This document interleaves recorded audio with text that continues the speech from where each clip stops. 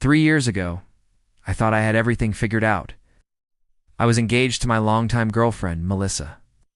We'd been together for almost 6 years, and from the outside, everyone thought we were the perfect couple. Our families were close, we had joint savings for the wedding, and we were just a week away from saying our vows. The venue was booked, the invitations were sent, and relatives had already started flying in. I was stressed. Of course, what groom isn't? But beneath the stress, I was excited. I truly believed Melissa was the one. I spent nights imagining our honeymoon, our first home, even the family we might build together. That's why the text message destroyed me. It came out of nowhere. At 2 a.m, the kind of thing you first think must be a bad dream, Melissa wrote. I can't do this. I'm sorry, but I'm not in love with you anymore. There's someone else. That was it. No explanation, no conversation. Just a cold text that ended 6 years and shattered my life. I tried calling her dozens of times, but she never picked up. Her phone went off after the 3rd day. Mutual friends eventually told me she had left town with a man she'd been secretly seeing. It wasn't just some fling. He was her dream guy, as she apparently told one of her bridesmaids. Imagine hearing that about the woman you were supposed to marry in less than a week. Canceling the wedding was humiliating.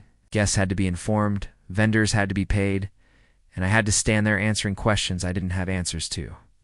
My parents were supportive, but I could see the disappointment in their eyes, not at me, but at how cruelly Melissa had handled it. People whispered behind my back, and for months, I couldn't go anywhere without someone asking what happened. The worst part wasn't the money wasted or the embarrassment was the betrayal. Melissa had told me she loved me right up until the week she left. I couldn't stop replaying our last conversations, wondering if every I love you had been a lie. Nights were sleepless, filled with anger, sadness, and self-doubt. But time, as they say, heals. Slowly, I moved forward. I focused on work, spent more time with friends, and poured myself into hobbies I had neglected. It wasn't easy, but eventually, I rebuilt myself, and then life surprised me in the best way.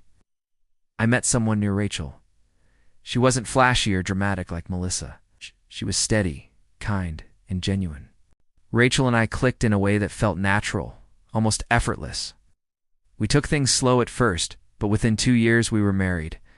With her, I finally felt at peace, like I didn't have to prove myself or fear betrayal.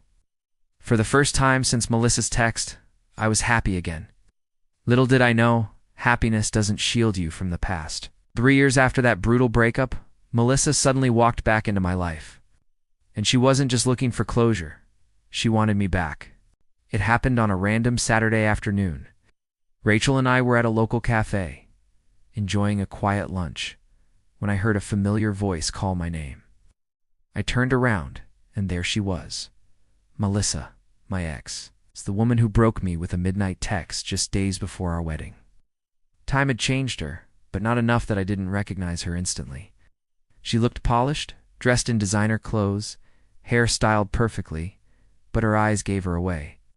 There was a weariness there, something that screamed she hadn't gotten the happily ever after. She'd abandoned me to chase. Rachel noticed the sudden stiffness in my shoulders and followed my gaze. "Do you know her?" she asked casually, not realizing the storm brewing inside me. I swallowed hard and nodded.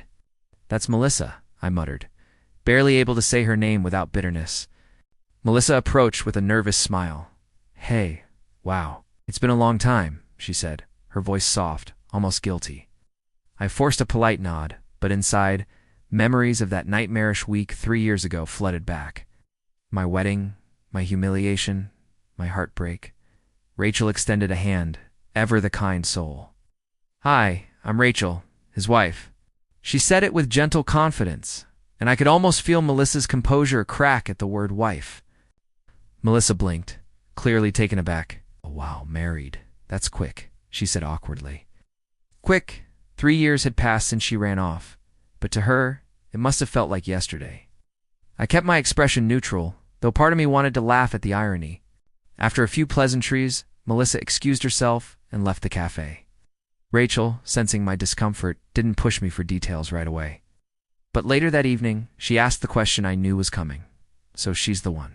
"Shh," I nodded, explaining everything: the proposal, the sudden text, the runaway bride story I had tried so hard to bury. Rachel listened quietly, squeezing my hand as I spoke. She didn't judge, didn't pry, just gave me space to let it out. When I finished, she kissed my cheek and said she lost the best thing in her life, and I found it. I'm the lucky one. You're in waste. My heart swelled at her words, but a part of me knew Melissa's return wasn't just a coincidence. I was right. A few days later, I got a message from her on social media. Can we talk? I owe you an explanation. Against my better judgment, I agreed to meet her not because I wanted closure, but because I wanted to know what kind of nerve she had to show up after everything. When we met, Melissa broke down almost immediately. Her dream guy had turned out to be a nightmare. He cheated on her, drained her savings, and left her with nothing. She admitted she thought about me often, about the life she threw away. Then she said the words that nearly made me laugh out loud. I made a mistake. I want you back. Hearing Melissa say she wanted me back felt surreal. Just 3 years earlier, she had humiliated me in the worst way possible, dumping me by text a week before our wedding. But here she was, sitting across from me in a dingy little coffee shop, looking desperate and broken, asking for a second chance. I stared at her for a long moment, trying to process everything. You want me back? I repeated slowly, almost laughing at the audacity. Melissa nodded, her eyes glassy with unshed tears. Yes, I was stupid. I thought I was trading up, but I threw away the best thing I ever had. You loved me, and I chose wrong. Hey, please, can't we just start over? My chest tightened, not from longing, but from the memories of the pain she caused. I remembered the humiliation of calling our wedding guests to cancel. The pitying looks, the endless nights where I lay awake wondering what I did wrong. She had left me to pick up the pieces alone. And now, she wanted me to forget all of that because her life had fallen apart. I leaned back in my chair, arms crossed. Melissa, you didn't just break up with me. You abandoned me when we were about to vow forever. Do you understand the depth of what you did? My voice was steady, but I could feel anger bubbling beneath the surface. She sniffled, reaching for my hand, but I pulled it back. I know, she whispered. I was selfish. I thought he was. Everything I wanted. But he wasn't you. I see that now. You've moved on, but maybe there's still something between us. I let out a bitter chuckle. There was something between us. You destroyed it. Melissa looked stunned, as if she had expected me to just welcome her back with open arms. So that's it? You won't even consider forgiving me? She asked, her voice cracking. I shook my head. Forgiveness doesn't mean reconciliation. I can forgive you someday, maybe for my own peace, but go back to you. After you left me like that? No, never. Her expression hardened then, shifting from pleading to defensive. I just thought, since your wife, Rachel, right? Since you married her so fast after me, maybe you didn't really love her. Maybe she was just a rebound. That was the moment my patience snapped. My jaw clenched and I leaned forward. Don't you dare talk about Rachel. She is everything you'll never be. Loyal, kind, and honest. She didn't need me to fail to realize my worth. She loved me from the start. Melissa paled at my words, her lips trembling. For the first time in our conversation, she had no comeback. She just sat there, staring at me, as if realizing how thoroughly she had lost. I stood up, ready to leave. Melissa, I hope you find whatever it is you're looking for, but it won't be me. And with that, I walked out of the cafe, not even looking back. When I got home, Rachel was waiting. She noticed my tense shoulders and asked gently, "How did it go?" I told her everything. Her response was simple. She hugged me tightly and said that's why she lost you, and why I'll never let you go. I thought walking out of that cafe would be the end of it, but I underestimated Melissa.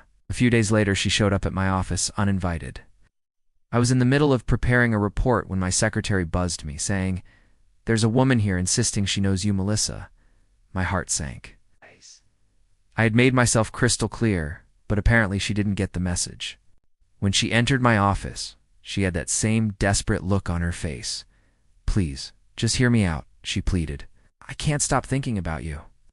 I made the worst mistake of my life, and I can't accept that you won't even give me a chance to prove I've changed." I pinched the bridge of my nose, fighting off the frustration boiling inside me. "Melissa, you can't just show up wherever you want. This is my workplace, not some reunion ground." She sat down in front of my desk uninvited, lowering her voice like she was trying to sound vulnerable. I saw your ring. I know you're married, but I know you. I know you better than she ever will." That line made my blood run cold. The arrogance in her tone was infuriating. "You think you know me?" I said sharply. "But the man I was with you is not the man I am now. Rachel helped me become better. You don't get to claim ownership of me just because we had a past." Her eyes flickered with something: anger, jealousy, maybe both. "So you're really telling me after everything we had, you feel nothing for me now?" she asked, her voice trembling. I sighed. "I feel anger. I feel disappointment. But love, that's gone. You killed it the day you chose him over me." Melissa's face twisted, and for a moment, I saw her pride crack. "He cheated on me," she spat bitterly. "He left me for someone else, and I realized I threw away the only man who truly cared about me. Doesn't that mean anything to you?" "Melissa," I said firmly, "your regret doesn't obligate me to fix your life. I moved on. I'm happy. And if you respect me at all, you'll let me go." But instead of accepting my words, she leaned closer. "She'll never love you like I did. She doesn't know you like I do. What if she leaves you one day? Then you'll see I was right." That was the last straw. I stood up and pointed at the door. "Out, now, before I call security." Her face hardened, her eyes glistening with unshed tears. For a moment she looked like she wanted to argue more, but then she stood, lifted her chin, and said coldly, "You'll regret this." And with that, she stormed out. For the rest of the day, I couldn't concentrate. Her words replayed in my head, but not because I believed them. It was the audacity, the entitlement, the sheer refusal to accept that the world had moved on without her. When I got home, Rachel immediately noticed I was quiet. I told her what had happened, every detail, not wanting to keep anything from her. She listened silently, her expression unreadable, until I finished. Then she smiled softly and said, "That's because she still thinks she has power over you. But she doesn't. You chose me, and I trust you. That's all I need." Her reassurance melted away the tension in my chest. In that moment, I realized how lucky I was. Melissa could cling to the past all she wanted, but my present and future belonged to someone who had never once let me down. I thought Melissa's office stunt would be the end of it, but unfortunately, she wasn't done. A week later, Rachel received a strange message on social media. It was from a fake account, but the writing style was familiar. The message claimed I was not who I seemed and that Rachel should ask me about my past before she gets hurt. Rachel showed me the message right away. I could see the worry in her eyes, but more importantly, I could see the trust. She didn't accuse me. She didn't doubt me. She just asked, "Do you think this is her?" I knew instantly it was. The bitterness in the words, the vague threats, it all screamed. Melissa wasn't just trying to win me back anymore. She wanted to poison my marriage. I rubbed my temples, feeling anger surge through me. It's her. She's trying to stir trouble because she can't stand that I moved on. Rachel set her phone down, reached for my hand, and said, "Then we don't let her win. We stay honest. We stay solid, and she'll burn herself out." Her calmness humbled me. If the roles were reversed, I don't know if I'd have handled it with the same grace. But Melissa wasn't done. A few days later, she actually showed up at Rachel's workplace. Rachel works in marketing, and Melissa barged into the lobby pretending she had a meeting. When the receptionist asked who she was there to see, she said Rachel's full name, as if she belonged there. Rachel told me later that when she walked into the lobby and saw Melissa standing there, she felt a mix of shock and disgust. Melissa smiled at her like they were long-lost friends. "So you're the wife," she said sweetly, her words dripping with venom. "I just wanted to meet the woman who thinks she knows him better than I do." Rachel told me she didn't take the bait. She simply replied, "Yes, I am, and you're trespassing." She called security before Melissa could even say another word. When Rachel came home that evening and told me, I was furious. Melissa had crossed a line. It wasn't just about me anymore. She was harassing my wife. That was unacceptable. I called Melissa that night, my voice cold and unwavering. "You show up at her workplace again, and I will file a restraining order. This ends now. You don't get to keep inserting yourself into my life." She laughed bitterly. "You think a piece of paper will stop me? You don't understand. You owe me. We're supposed to be mine. She stole you from me." Her words sent a chill down my spine. The entitlement, the obsession, it was clear. Melissa wasn't thinking rationally anymore.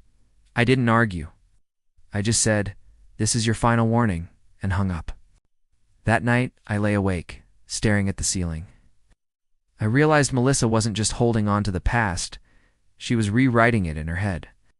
In her mind, Rachel was the intruder, and I was something she was entitled to reclaim. It scared me, but it also steeled my resolve. If Melissa wanted a battle, she'd pick the wrong couple. Because unlike her, Rachel and I were united, and we weren't about to let her tear us apart. Melissa's obsession finally boiled over when she showed up at the restaurant where Rachel and I were celebrating our anniversary. She stood across the street, glaring at us like a shadow that refused to leave. That was the moment I knew things had gone too far. I called the police right there. By the time officers arrived, Melissa was pacing and muttering, acting like she had every right to stalk us. But once Rachel explained the months of harassment, the fake accounts, the workplace scene, the following the police didn't buy her excuses, they escorted her away, and I filed for a restraining order the very next morning. For the first time in months, Rachel and I felt some peace. Melissa tried sending one last bitter email, but I forwarded it straight to the authorities. After that, she finally disappeared from our lives. One evening, Rachel said something that stuck with me. She thought she could break us. But all she did was make us stronger. She was right. Melissa belonged to my past. My future was with Rachel, and nothing Melissa did could ever change that. From heartbreak to healing, and from being left at the altar to filing a restraining order, what do you think? Did he handle it the right way, or would you have done something different? Drop your thoughts in the comments. Make sure to hit that like button, subscribe, and turn on notifications.